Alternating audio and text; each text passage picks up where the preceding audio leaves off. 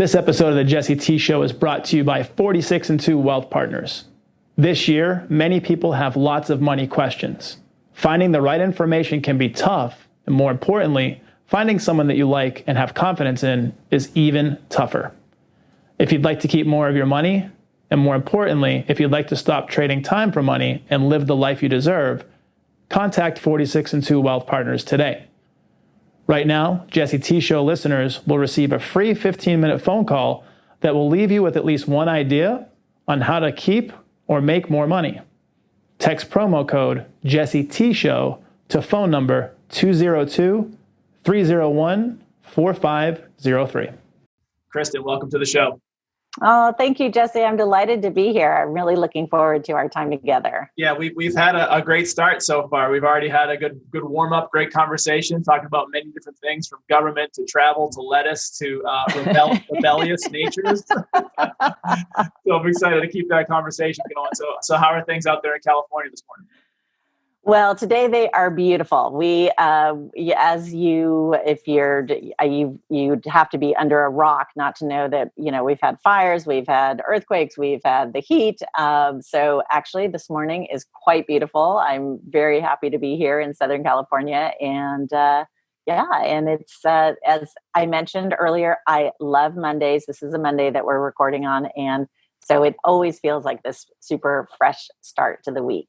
Yeah, we were talking about how most people get the Sunday scaries and they're freaking out about Monday. And Monday's like the hardest day to build momentum for, depending on how you set up your weekend and how you come into Monday. You're the opposite of that. So where did you have that mentality? Was that something you always just looked forward to the start of the new week, or did you have to get your mindset around it to be able to attack the week starting off? I think I've always loved Mondays. My default, I love working. And I have to be a little bit careful because I can certainly be, I guess, a bit of a workaholic. But I love what I do.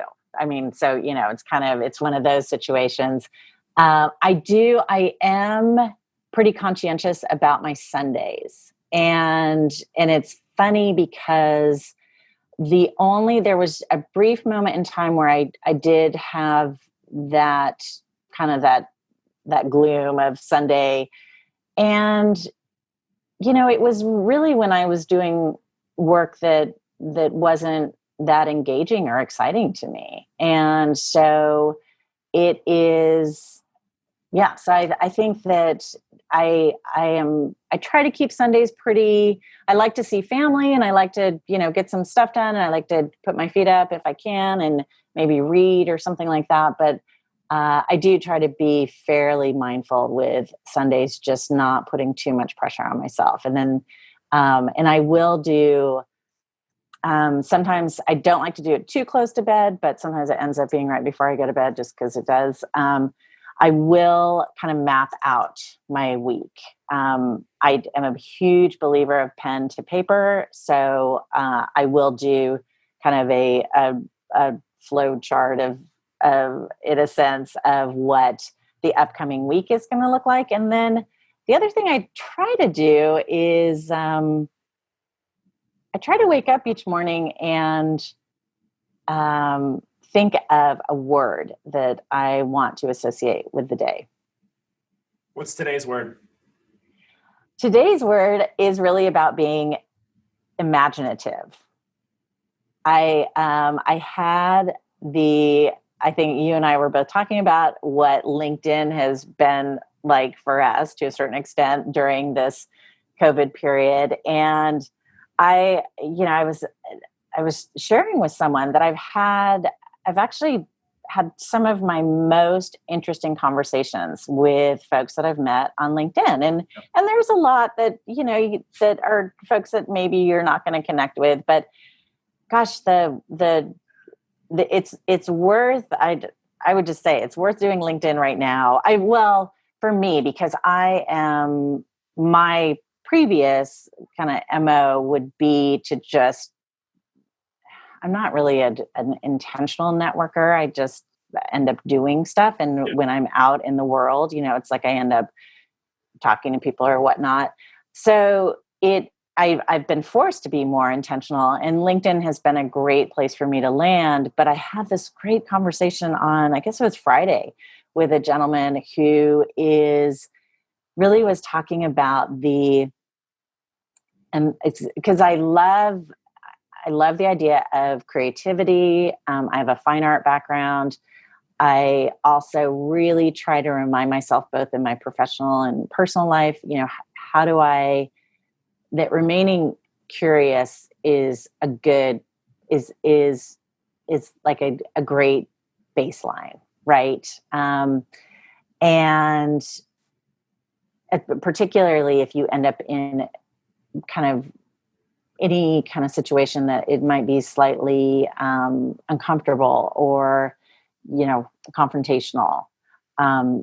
Curiosity is a good default. I really, curiosity and kindness, I think are what I would like to say are my baseline. But the imagination piece, because of the work that I do, consulting with different organizations and businesses, there's this big, the wish list is always to be innovative, and which I love, because that to me is what creativity is all about.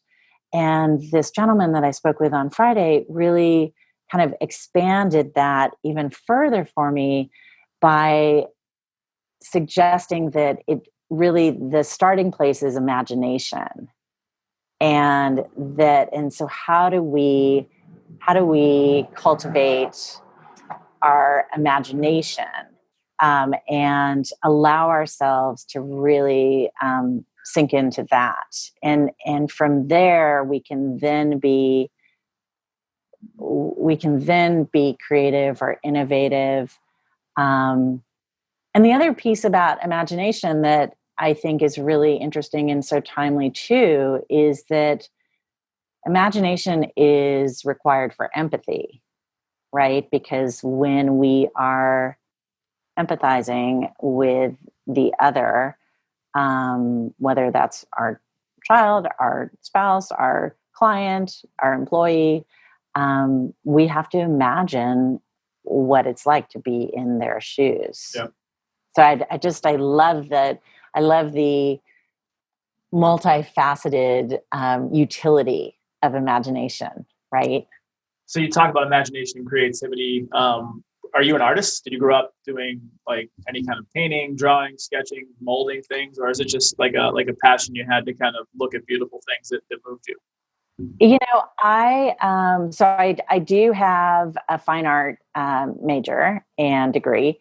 And then when I was in the midst of doing that, I added a geography degree just because, why not? You go to a small liberal arts college. Why wouldn't you add another degree that is seemingly completely unrelated?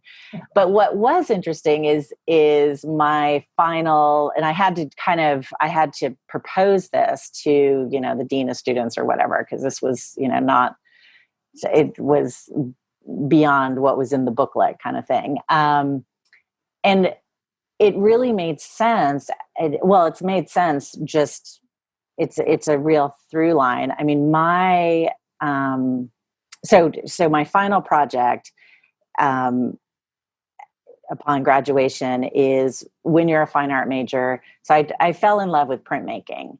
And the printmaking that I was doing was actually crafting my own plates. So a lot of traditional printmaking is with a metal plate that you may etch on or, use different chemicals, which I did a little bit of. It felt a little too, it was kind of confining for me. So I ended up creating my own plates, which that in and of itself was just this very fun exploration of getting different textures. And so whether that was fabrics or pieces of like leaves or whatnot, and there'd be times when I would make this plate that was essentially had, so much relief on it that you put it through the press and it would just, bust through the paper and whatnot. So it was definitely a learning experience. But then I started incorporating photos. So doing more of a collage type of work, and particularly taking photos of buildings and houses, and that became so really, a sense of place is it was very much a part of my work for a time. And I loved, the other reason why I fell into printmaking is I loved the physicality of it. I loved the obviously the making of the plate, but then the inking, and you'd have this huge press and and you'd soak the paper. It just was this very, very, you every step of the way, there was just this physical connection. And the other piece of it is the kind of the head of the printmaking department at the school that I went to was just this incredibly lovely and kind gentleman who did what I think is really speaks to the quality of his character, is the fact that he had very prolific career, multiple solo shows. Some of his pieces are, I believe, in museums, and his style of printmaking was we were night and day. He, primarily worked in black and white. He did a lot of figurative work. It was metal plates, and he was very, he was very proper, always had the button-up shirt and his hair slicked back and his, chinos with the belt, and, just was this very, Northeastern proper gentleman. And he was so just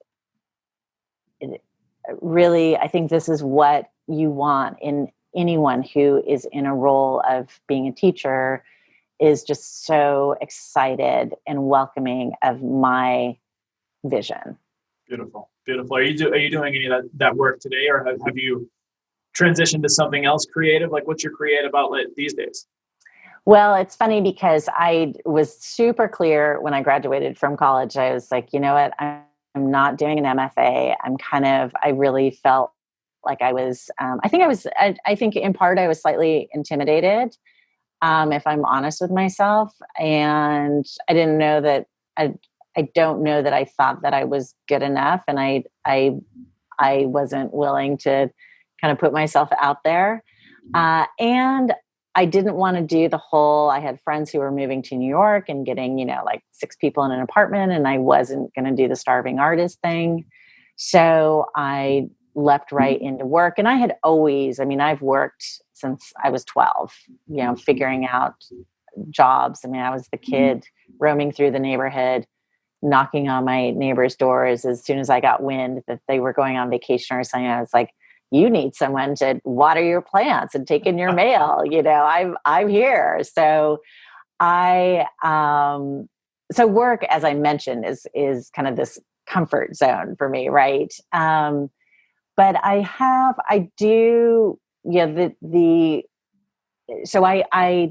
for the work that I do, I'm very, in terms of my consulting and coaching practice, I really like to emphasize I think that it's a very human characteristic. Although I just read something fascinating about primates and their level of creativity. So I do want to expand on that a little bit. Oh gosh, there's a publication called The Sun. It's actually published out of North Carolina and Raleigh area. And it is a no advertisement magazine, and it always does. It has this kind of the same format for everyone. They have black and white photos, poetry, stories. They have these great sunbeams that they call them at the end, which are quotes and every issue, it's a monthly publication. Every issue has a theme. And so there is there, and they always do a very in-depth interview with somebody. And most of the time it's somebody that I've never, ever heard of. And I always am amazed because I'm thinking, holy cow, these people are doing, like, why haven't we all heard of these people, right? And so there's a doctor, and he studies primates. And I can get the name for you later. I'm blanking. I'm horrible with names. I've turned into my mother. And it is, but he really talks about the emotional intelligence of animals, and he studies primarily chimpanzees, although he has studied different primates. But what was so interesting is most of his studies have been in a zoo environment, and he talks very specifically about the value of studying, quote unquote, in the wild, and also in a more contained setting like a zoo. And I believe the zoo that he's done most of his work is in the Netherlands. And it is, and he also does mention, though, and I think that Jane Goodall, who also studies chimpanzees, is very cognizant of this too, that the moment you are studying, a group I can't remember what the collection of chimpanzees in the wild, and you introduce a human into it, it's no longer pristine, right? So, but he gives example after example of really, so I see creativity as there's the artistic, and then there's problem solving. Yes. Which is creativity. And so he talks about these different examples of chimpanzees who they love using tools. And so there's a great example of, without any direction or anything, I think there's food that's up high, and there's, some stuff around, and essentially how they build this little tower to get to the food. And it's, and they have to, it's not like they do it the first time and it works. They have to keep doing it. But it works enough that I think it keeps them going. The other thing that interview talks about that I think is so relevant when we think about business and leadership, which is something that I am endlessly fascinated with, is the concept of the alpha male. And, so much of that has been attributed to supposedly what we've observed in the wild. And he talks about these, because he has studied this one group at the zoo for decades, I believe. And so just watching the transition of power through the group. And what I think is so lovely and revolutionary in some ways is his definition of what an alpha in the group is. And the start of the interview talks specifically about this one female chimpanzee who passes away, and he has this really, really deep connection to her, as do the other chimpanzees in the group. And she was their alpha female. So it isn't, number one, being alpha in a group is not gender specific. And, it's really attribute specific. And what he suggests is that truly, if we were to model it after, this natural, or in, with animals, mammals, it's not about being the, the ultimately the strongest one, or the most assertive or aggressive, or the smartest. It really is about the one who really can hold everyone in a group and makes a place at the table for everyone, and who also, you know, recognizes that we do better when we're all, you know, when we all rise up together. Better together. And, yeah. And it's such a beautiful, and then he, you know, goes on to just talking about just the deep emotional life of animals, and you know, the process of watching them grieve the loss of this tremendous female in their group. It's incredible. Yeah, there's so much that we're still learning, even after so many years of study and exposure to different animal groups and different species of you know, tribes, if you will, within the groups, and just kind of understanding how all that works, and tribalism, and just kind of the leadership that it takes. And it's incredible. And it's, you know, we're probably not too far removed on the gene pool from primates at some level. So I'm sure there's a lot of that came to us in terms of, you know, that tribalism and that emotional pull that you have to be a leader. Because, you know, you talked about business leadership, and I'm sure we'll get into this at some point, but one of the biggest thought leaders that I'm into over the last few years is Simon Sinek. And he just talks about, you know, being empathetic and really just giving a crap about your people. Because the old school way of management, which is really just straight up management, was to lead through fear and to be that, honestly, just be a dickhead. And then the leadership part of it is there's this beautiful meme that makes it succinct. It's, there's a guy with a whip behind, you know, a group of people, and he's hitting them to go forward. And then there's the guy that's in front of his group that's like pulling his people with him to the top, so to speak. Mm-hmm. So there's a difference between leadership and management. But I want to double back, because you dropped something, a little nugget that I think is going to be beautiful talking about. But you talked about how you had this entrepreneurial hustle as a kid, and you would see, you know, a need in the marketplace, so to speak, which was your neighborhood.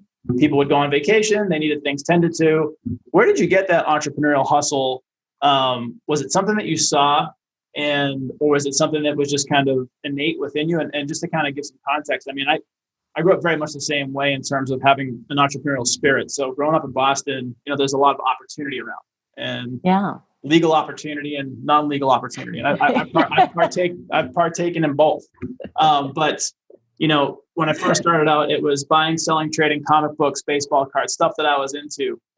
It was, you know, my best friend at the time, Paul, growing up, his dad had this local retail store called the Rookie Shop, or the Rookie Store, whatever it was. And you could do a lot of that stuff there with the comic books, baseball cards. So I learned about business a little bit through there. And then, you know, the elements in Boston, shoveling snow for money, and driveways and sidewalks, and sometimes getting gypped by these cute little old ladies that were shrewd as hell and would pay you in hot chocolate. Oh, I don't have any money today, but I'll just, here's some food. Okay, thanks. Yeah. And then another couple iterations were, because I didn't have any business people in my immediate family. They were all extended family members that I had come to find out through the years. But living across the street from Logan Airport, my front yard was an inlet to the Boston Harbor, and then Logan Airport was right there. We would take the train 2 stops to the Logan Airport station, and we would take these little smart carts and we would return them to the stall. That's like what people used to use to put their luggage on. You could stack like 5 or 6 pieces of luggage before luggage was mobile as it is today. And, you know, you would, every time you return a cart, you would get a quarterback. And so the fun part about that was you would make a few bucks through the day to maybe go buy more baseball cards or comic books, whatever it was, but you would get chased by security through the airport, which is the most fun part. So a lot of that was just situational. A lot of that was coming from a place of scarcity where, you know, I wanted things that I didn't have, so I knew how to go make money. But what about for you? Like, where did that entrepreneurial hustle begin for you? I would say it was very similar in that, so some of it I think is kind of hardwired in me.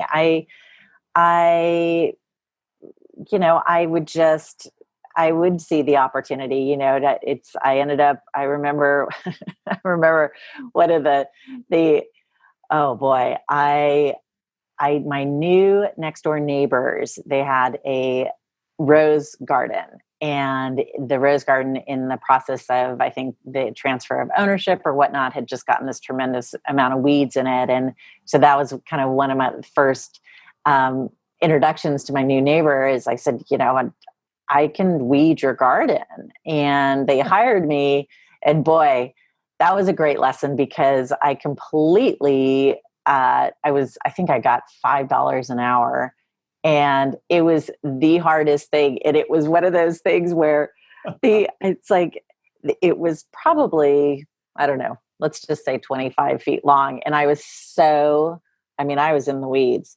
I was Literally. so meticulous about getting every little thing out, that, I mean, the weeds were cropping up back at the starting place because I was just doing this very linear thing. And oh my gosh, I mean, the way there are so many business life lessons or whatever that are and it was summertime, so it was just hotter than blazes, and I'm like trying to get up earlier and earlier and earlier.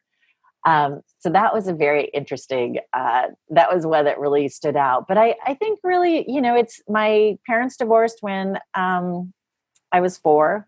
I primarily lived with my mom. My dad was definitely around, and it wasn't that there was, I mean, always had plenty to eat. Not necessarily, extravagant.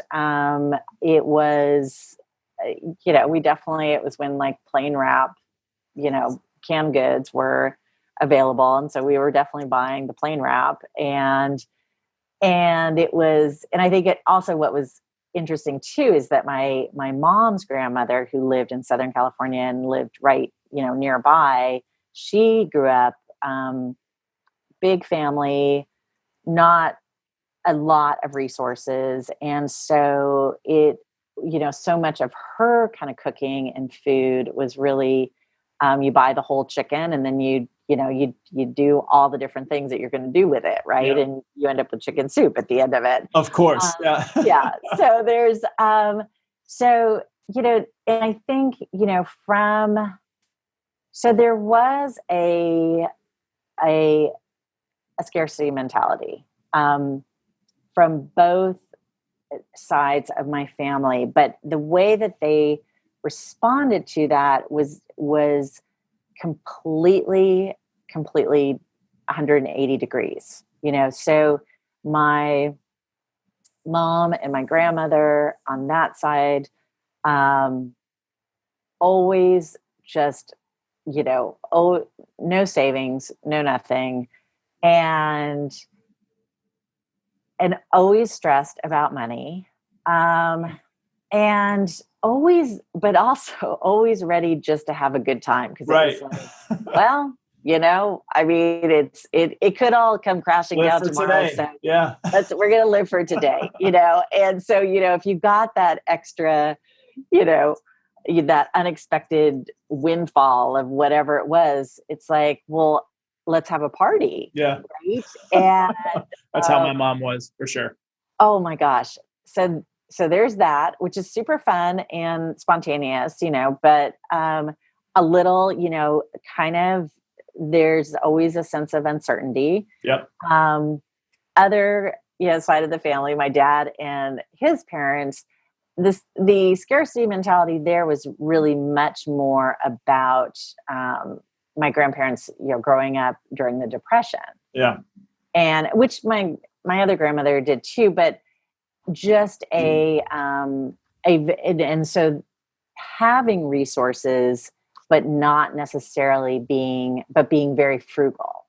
So, squirreling away your acorns for that rainy day, because, the Great Depression is going to come again, and really, really savings minded, keeping every, washing out plastic baggies. I mean, it just, and they were fun too, but everything they did was to kind of create certainty. Yes. And so in some ways kind of squashed some spontaneity. Yeah. Right. I could see that. So, it's like I'm growing up, and it's just, it's a little bit of a, just two different ends of the spectrum. And so I do feel like in some ways I'm much more middle of the road. And there was a sense that I think, because particularly with my mom, we moved a lot. I went to a lot of different schools. Yep. I kind of had to, and also my parents were very, I adore them. They're both still alive. My dad is in North Carolina now. My mom still is local. I talk to them at least every week, if not more. Very cool. And but I think probably one of the hardest things is growing up is realizing at a very young age that my parents were human, and which has been such a gift for me as an adult, because I feel like I have really an adult relationship with them. But as a child, there was a very, very early recognition of like, oh, these people are not they're not the superheroes that, so you want your parents to be a superhero. Yeah. Right. Yeah. And so there was a sense like I better carve my own way, because Wow. I don't know who I can rely on. Yeah. So that self-reliance and self-preservation kicked in. Yeah. Yeah. So the entrepreneurial hustle is still going on today, and you're out there and you're doing your thing. And if I butcher the term, you can punch me later, but you were talking about employee satisfaction. Well, that is part of it. Employee experience. Employee experience. Okay. Yes. So talk to us about, just what all that means. What do you do, and what does the entrepreneurial hustle look like for you today? Yeah, of course. Well, it's we were talking earlier about that our conversation probably would do several loops and circles and swirls, and that's kind. I was just laughing that there's nothing nothing really linear about my my professional life, or really probably my personal life either, but it is. So right at this moment, it is not to say that there won't be some flexibility within the structure of my company right now, but I feel like in so many ways, this is kind of the culmination of all those different experiences that I've had, and the different, the different ways that I've operated in the world are at Trinity Consulting right now. And what that looks like is the business model essentially is I am the founder and owner. However, it really is about a really great team of experts who work with me to work with different organizations and companies. And that kind of, my coaching and consulting business really grew out of seeing a need. And it was primarily seeing a need within the creative professionals that I was around, who, just like these amazingly talented and passionate people who sucked at business. Right. And just were so, oh God, it was like, okay. And that's when I realized, I love building businesses. So I kind of leapt in to that. Well, I didn't. I was a little timid at first, and then I finally leapt in, and so glad I did, because I absolutely love supporting, smaller business owners, independent business owners, creatives. And at the same time, I found myself really wanting to expand the work that I was doing. And I talked earlier about that artistic versus creative. And so I began to get fascinated with this idea of what would it be like to bring this idea of creativity, or what people think is the idea of creativity, and bring it to traditionally like non-creative types of professions and organizations, and really help them redefine what creativity is. And number one, make sure that they know it's not about whether you can draw or paint, and that it is so much about this problem solving. And from there, because I've served on a lot of boards and I've watched groups of people together. The teamwork piece is fascinating to me.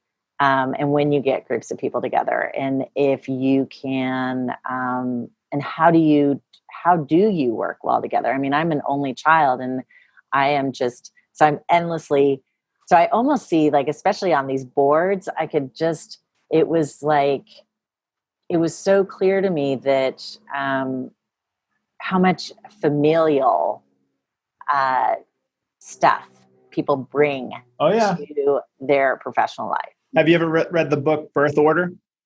No, I haven't. A good one. Yeah. It's Is it? Okay. The oldest, the middle, the youngest, and how that plays out in business and in life and relationships. And you alluded to this earlier when we were talking about your kids and your middle, how he operates. And it's, it might be interesting for you.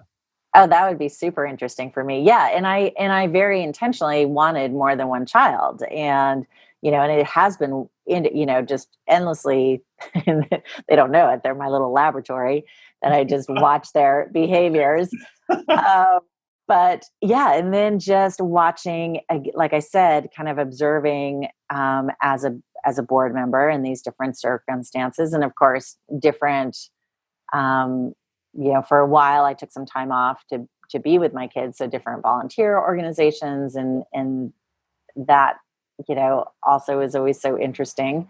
So really observing kind of people in their natural habitat and how teams work together, how leaders, kind of present themselves, how they motivate people. So as I began to grow my consulting business, I found myself really drawn towards certain industries and certain disciplines.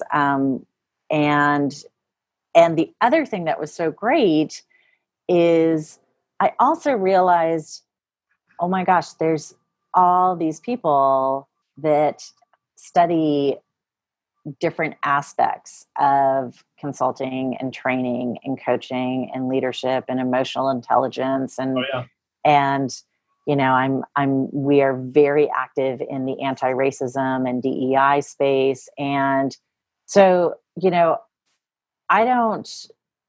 I think the thing that I love about kind of being at the point that I'm at in terms of my career and age or life experience, whatever, is I am so clear about the things that I am not good at. And so where to bring in other people. And then I think what's that? It's beautiful self-awareness and being able to, the term I've heard is punt your weaknesses. There's things you want to work on in life to get better at, but when you're in a business setting where revenue matters and time matters and people matter, you want to focus and triple down on your strengths and then hire out your weaknesses. Absolutely. Yeah. And it's so much more fun that way too, because it elevates my game. It really, so the business model is that I get to go in and do the part that I love, which is I love having the discovery conversations. I'm a good editor in a sense, meaning that, because a lot of times a client, for the most part, I wish it weren't always like this, but a lot of times clients come to us when they are in a crisis situation. Yeah. The pain point, so to speak, has gotten pretty unbearable. So there is kind of this deluge of information. And so that editing piece for me that I can do is, I'm pretty good at kind of simplifying it and taking out the pieces that may be maybe just symptoms or irrelevant to what the core issues are. And then I get to do, with my team members, do an assessment phase, because and I know a lot of times clients will be like, well, I don't, this assessment phase feels like it's expensive or it's going to take too long or whatever. And it's like, well, if you don't know where you are, like really know where you are, then you don't know how to get to where you want to be. 100%. So it's, and it's a great, you mentioned Peru earlier. I was going to ask you if you're familiar with the work that Tim Ferriss is doing. I started this podcast in part because of my love for Tim Ferriss. Okay. So I love his podcast. And one of his guests a while ago was Dave, is it Ehrlich or Ehrlich? He's a drummer. Okay. And I might know him if I see him.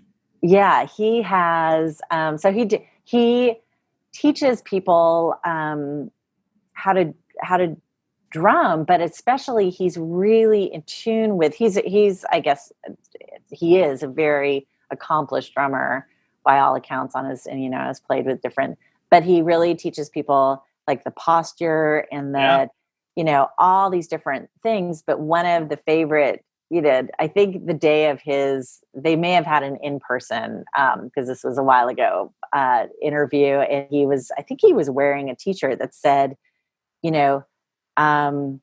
slow down to go fast. Yes. And so that's, I always come back to that when I think about the importance of this assessment phase. Right. Yep.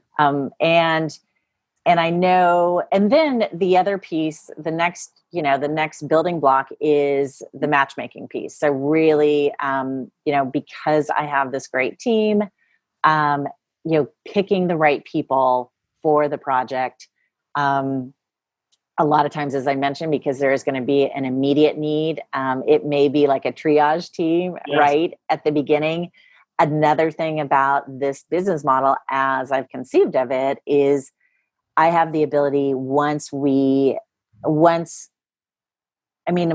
ideal is I'm very relationship driven. So I like working with clients over a decent amount of time, not because I want them to be beholden to my services, but because we're actually growing and changing and, really creating something that requires, or that lends itself to a longer term type of engagement where you get meaningful growth and meaningful, you create these sustainable businesses and so all of that good stuff. And what having this different team allows me to do in this whole matchmaking piece is we can do the triage piece. And then, once some of that has, the code red has gone down a little bit, we can be a little bit more strategic. And at that moment, it may make sense to bring in slightly different team members or whatnot. And then there's the implementation, the creation and implementation phase. So really working together with the organization to co-create something, or not even really co-create. It's more about it's more about creating that space or the container for the organization or company to create their own solutions, and then be an accountability partner and a resource for them as they start implementing. I'm sure that you probably have different ways that you can deliver, your value and your services to these, like working agreements, so to speak. But are you doing like year-long contracts with how does it work when you work with a client? So ideally, it is a year-long contract. Yeah. We do offer some series of workshops. It's always a challenge because I'm certainly not the most expensive consulting company that you can hire, and I'm not the least expensive. So there is an investment, and it is, and you and I know this. It's like unless an organization has enough skin in the game, they're also not going to take it seriously enough. So true. Yeah. So it is. And, that being said, it is, we are relatively newer in this space, and we are going, one of the types of industries that really interest me is law enforcement.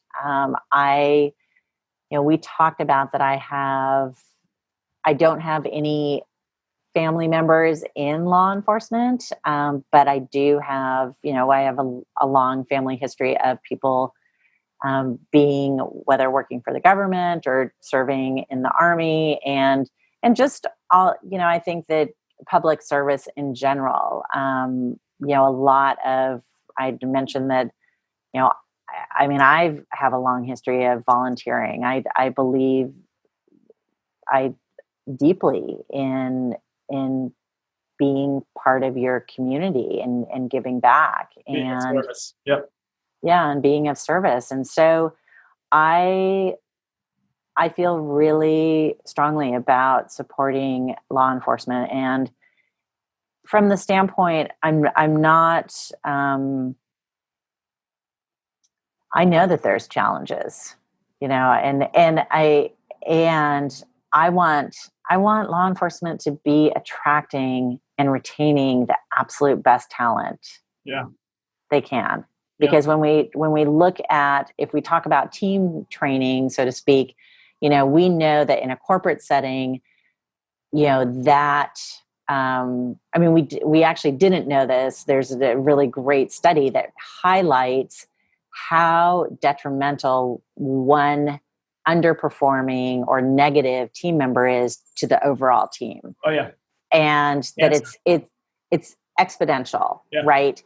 And in law enforcement or in the armed services, or there is, I mean, that one underperforming or poorly performing team member, we're talking life and death. I was just going to say, it absolutely, like what we used to call our battle buddy, like the person to your left and your right and your six, you got to make sure that they're competent, capable, and willing, like all the way across in every category, because it's life and death, 100%.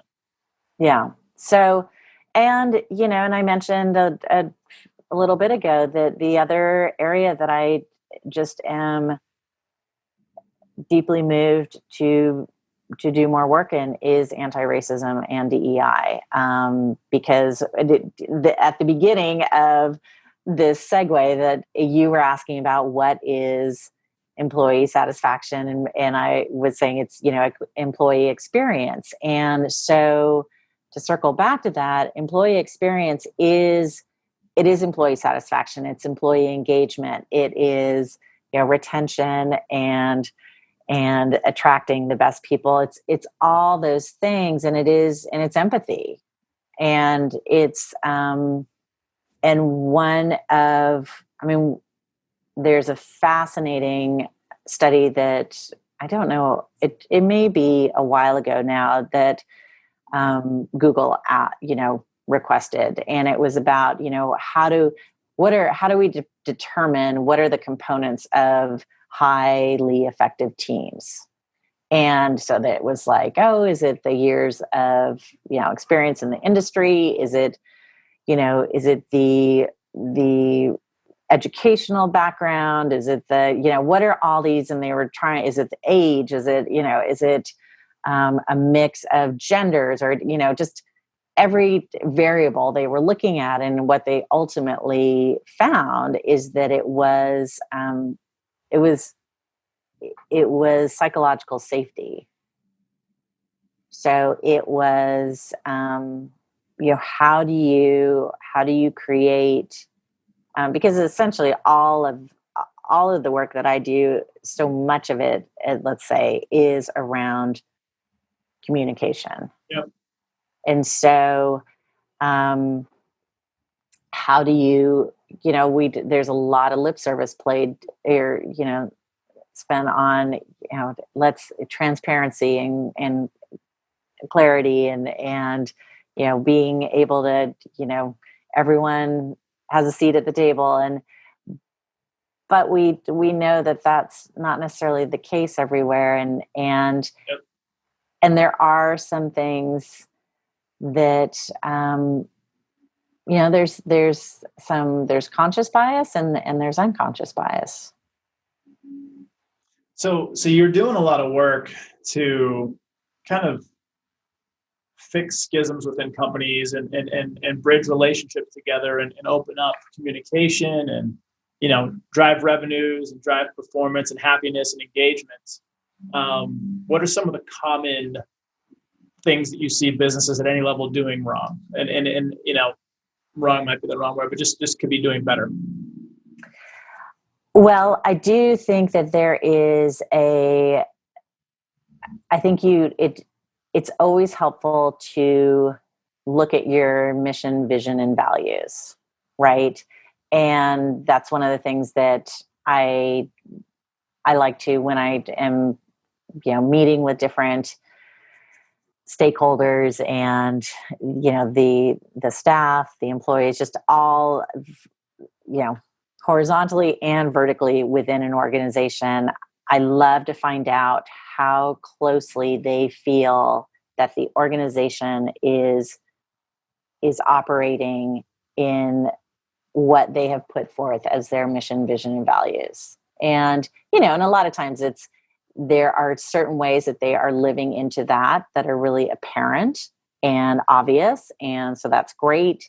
But I do see when we talk about trust, and that's one of those, that's one of those areas that's going to decrease employee engagement, is if they feel like you're breaking their trust. So if there are areas where you have something in place, but you're not really living into it, and yet all of your marketing material, when the managers or the C-suite people are, kind of talking to, people on the phone, the employees are overhearing all these phrases, and they're like, that's not really happening here. Right. Yeah. That's so at a most, yeah. So that's, that seems really obvious. But it is worth revisiting, because I think that, I don't think that anybody is, I think we all want to do a good job. We all want to be liked and recognized for the work that we do. And so I don't think anyone shows up necessarily thinking, I'm just really going to, fuck this up today. Right. So I think that's the other piece is, so making sure that there's integrity within what is being said and what is being done. Right. And that's a good place for us to be personally anyways. And then, there's a lot of lip service again to, failing up and failing forward and what's the other good one? Resilience and grit and all that kind of stuff. And yes, that stuff is absolutely, I love Malcolm Gladwell says that cliches are truths that we continually ignore or forget, something like that. So, these things are all, yes, it is. So yes, failing is a great lesson. That is kind of a cliched thing. But how do you handle that within an organization? And that, I think, again, when we talk about creating a environment of psychological safety and trust, how do you handle that? So a lot of times what, I will look at is how is, you think about feedback. Oh, hey, Jesse, I want to give you some feedback, and immediately, I don't know about you, but Walls go up. Yeah. Yeah. You're just like, oh God, feedback. Yeah. Feedback is, the euphemism for what did I do wrong? Right. Yeah. Right. So again, that is, so along the way, I created this because, you're always looking for some sort of catchy, phrase for the work that you do.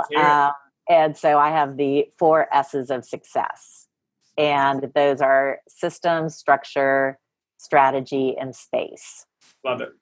So that, when we think about the feedback thing, that is a structural and a systematic type of thing, right? So one of the ways to really do feedback, so to speak, and I think that it would be great. I mean, I'm sure companies have come up with super clever names for it, but one of the ways that you do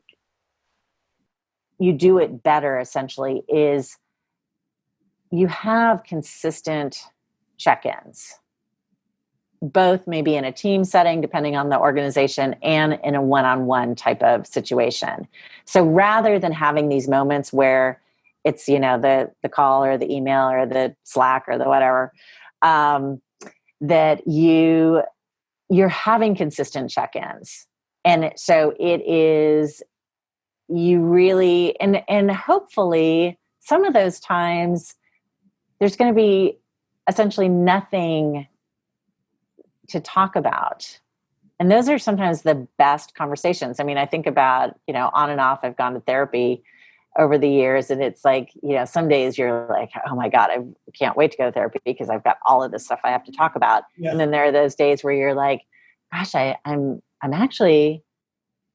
feeling pretty good. Like, I think things are going my way. I almost like, I'm tempted to cancel. Like, I don't know that I need it, but holy cow, those are the days that you really actually have these, usually some really great conversations. And I think the same type of situation is completely applicable when you talk about, staying in communication with employees or team members or colleagues. So again, this is like a vertical and a horizontal practice. Yeah, no. And talking about therapy, I've had therapy in my life, and I've heard something just recently in the last, couple of weeks to a month where really landed for me was, not only should you do therapy when you don't need it. And that's literally what you just said in terms of the days where you feel like you got it, things are going well, like you get great insights. In terms of relationships, significant other, like do the therapy before it's time to do the therapy. Yeah.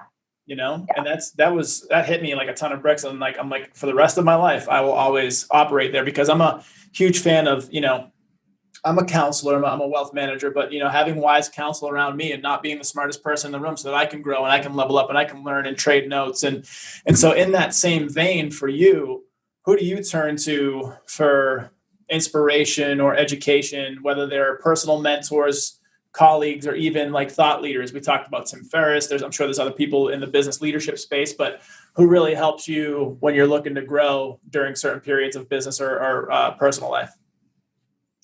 Yeah, well, I do a ton of reading. I love reading. So I would say that in terms of people that I don't know, but that I find incredibly inspirational, I am definitely my newest kind of fascination, or I don't want to use the word crush because that somehow seems to be, but I am thoroughly enjoying Bill Gates at this moment. Okay.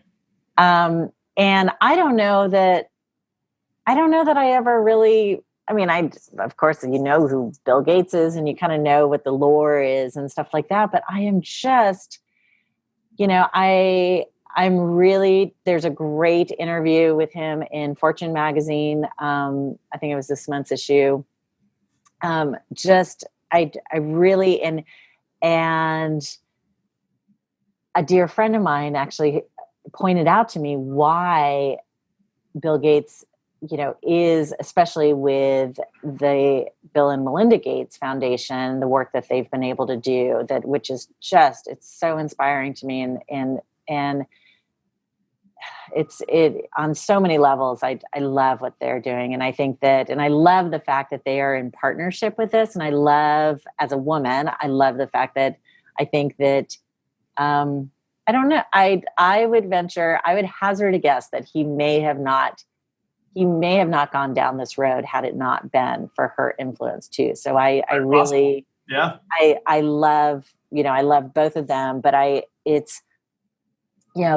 is one of the things that, and I think that I see my role in my business, both for my clients and also for my team members, is is this role that, it's not to get, I can get in the weeds if necessary, but really it isn't that necessary. So to have that broad, that bigger view, that broader view, that, that more kind of down the road thinking. And so, someone was saying that Bill Gates, why he has been so successful is his ability to think of things in just these, massive terms that most of us, our brain just doesn't work that way.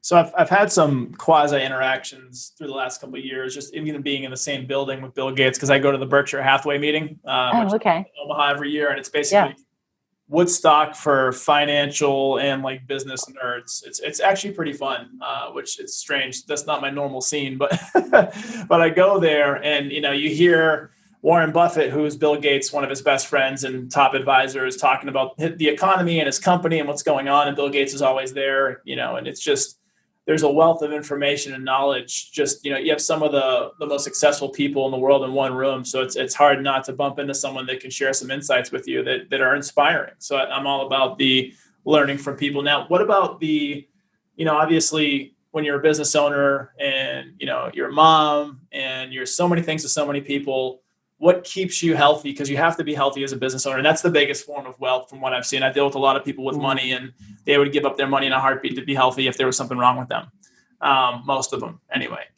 So as far as, keeping healthy spiritually, mentally, physically, business wise, like what do you do to kind of stay on top of your game? So I think, number one, I just feel like I'm incredibly blessed to have good health. Yeah. I would, hands down, I'd 100% agree with you. And it is something that I think in some ways I am genetically predisposed to. I don't, this is the first year that I got a flu shot because I really, really rarely get sick, knock on wood. So I probably don't sleep as much as I wish I could. So I do recognize that sleep is huge, and I am for my kids, for my mom, I am a huge believer in sleep. I mean, it's so incredibly vital for our brain health. Absolutely. Right? Yep. And there's that great book. I don't know if you've read it, Why We Sleep. I have heard of it, but I haven't read it yet. Yeah. Well, if you want, there's a TED Talk that kind of gives you the condensed version. It's so good. Yeah. But I do think so. I do try. I mentioned that my grandmother, being, taking the whole chicken and cooking the whole chicken from, it's funny because both of my grandparents and, my mom if she listens to this, she's not a cook. And, and my dad can make a great chocolate cake, and that's about it. So really my cooking came from my grandparents, and my grandparents, again, on very different ends of the spectrum, but what they did have in common was eating whole food, like actual food. We did not grow up with a lot of soda. We didn't grow up with, it was like a treat once in a while, right? My grandparents, when they moved to North Carolina full time, in the very southern end of the Outer Banks, the biggest town is Morehead City, which is not even a very big town. They got down there and they were like, wow, what are we going to eat? And so they actually, with other folks that had moved down from Virginia, they created a co-op. So they would buy in bulk like all these different cheeses. So they'd get the Parmesan and the Gouda and the Havarti and the, and the blue cheese, instead of what was at the store, which was essentially like American cheese. Yeah. Right. And then they would buy all their nuts and grains and stuff like that. So it's funny because that's just, that's how I grew up, and I didn't realize and they would make yogurt every week. I remember the little yogurt maker was on it, and they were always drinking green tea, and it's all this stuff that is very popular right now. And I just didn't even realize how fortunate I was. So I think that, I do I mean, and that's not to say that during high school I didn't have my, Tab and Cheetos days. It's not at all. I am not. And it's funny because I've actually been a vegetarian I started in elementary school and I had to be a 5-day a week vegetarian because my mom was like, you have to get, some protein. You've got to eat meat a couple of days a week. But I really was from college up until about, I don't know, 2 years ago. And then I just thought I need to eat some meat. So I actually I try to eat grass-fed red meat. And I love it. I know that that's probably not amazing. Amongst friends. But I love it. So, but I do think that eating well, that is a creative outlet for me too. I love to cook. I love to bake. Yes. And I think, I'm not I have a dog. And so thankfully I love to walk. Walking for me is it is a nice exercise. And it also is just such a great sanity. Yep.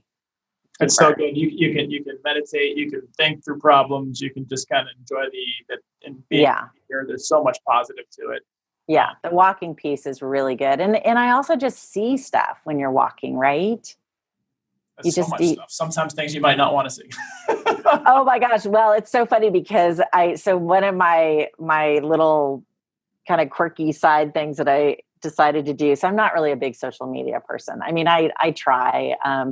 I'm thankful that I have, team members who can help me with that. But I just, in my walks, I started getting I was just noticing all of these discarded, maybe not discarded, but fallen masks and gloves. So my current little quirky thing is I have a series of it's a mask and gloves series on Instagram, and it's where and I saw one last night that was so good, and I didn't have my phone with me, but I take simply one shot with my phone, and then that's that. And I can imagine it kind of maybe later on as this like huge kind of mural of all these different masks and gloves. Are you leaving them in their state? Or are you picking them up and disposing of them, or?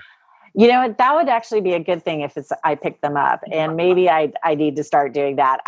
That would require me also, besides, having the dog and the leash and the poop bags and my phone and my keys, that I also wear gloves or have like dynamic. I need like the grabber. What's that? Like a little grabber, or you just grabber tool, a fanny pack, just like put most of your stuff in.